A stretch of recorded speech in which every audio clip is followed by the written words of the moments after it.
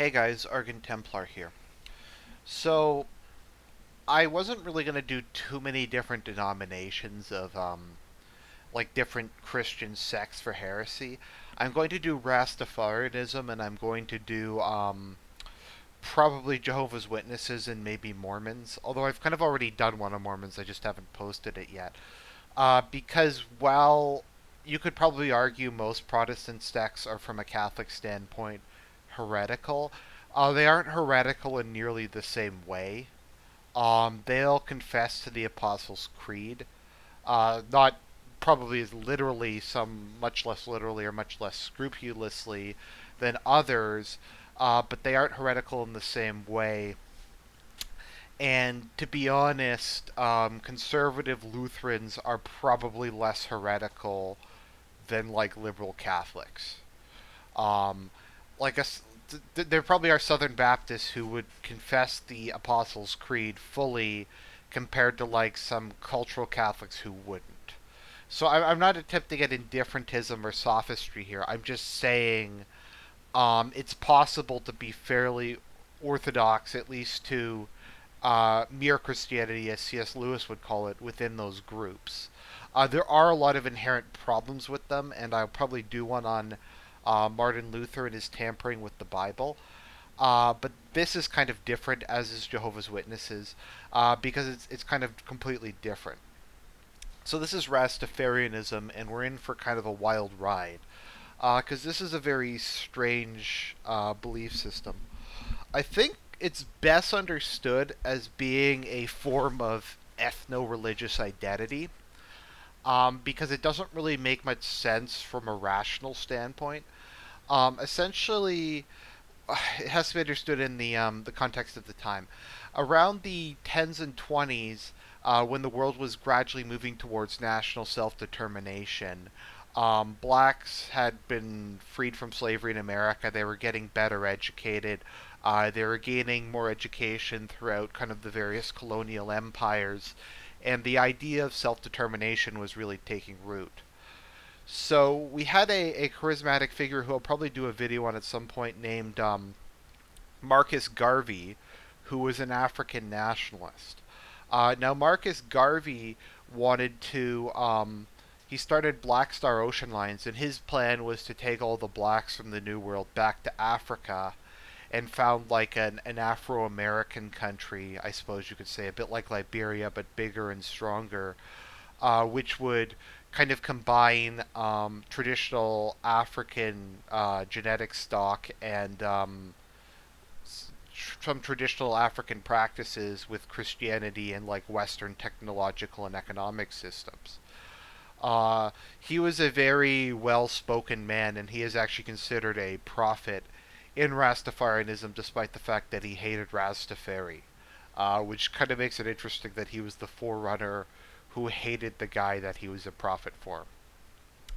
So it has to be understood in the context of Marcus Garvey, the beginnings of Pan Africanism, and the beginnings of the colonial struggle for independence.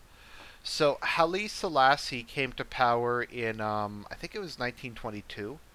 Let's see here. Oh no, 1930. He was crowned King of Kings, elect of God, and conquering lion of the tribe of Judah.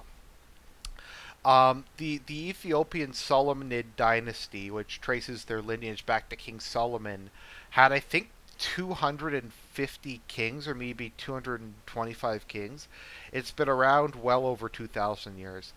Some estimates put the Solomonid dynasty at 2,500 years at least, which is, I believe, with the possible exception of the Yamato dynasty in Japan, is the oldest dynasty on Earth. So there's already something very kind of mysterious and sacred about that. I mean, regardless of the religion of the king, there's something very um, kind of transcendent about a dynasty that goes on that long. So Ethiopia had been Jewish, and then it became Orthodox Christian. It was one of the first countries to become Orthodox Christian. Ethnic Ethiopians are mainly Orthodox Christian to this day. Um, it's the Ethiopian church is a bit different. It's not in communion with most of the other Orthodox churches, but it is. They're working on that. that's partially just due to its isolation, because it's a Christian country in Africa that's separated from the rest of Christian Europe. So Haile Selassie um, ruled over the only independent African monarchy during the period. Now this is a little kind of confusing, and I don't know how honest that is, because a lot of African countries that were under colonial domination had monarchs and chieftains and their own leadership. They were just kind of autonomous or semi-autonomous or under the control of European powers, but the amount of control various Europeans placed on the country and the degree to which they displaced native colonial systems, native government systems varied pretty wildly. But at the time, there was only two completely independent countries. There was Liberia, which was a republic, and Ethiopia, which was an empire and had been an empire for thousands of years. So Haile Selassie went on a tour of various countries. He went and made a speech before the League of Nations.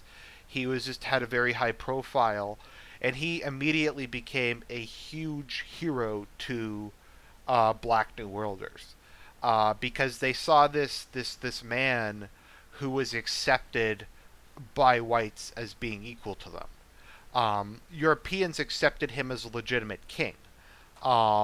He could move in high society, he could move in royalty, and there's just a certain mystique to him. Like I said, if for no other reason than he's like the 250th king in a long line, and he apparently was rather charismatic and rather well spoken.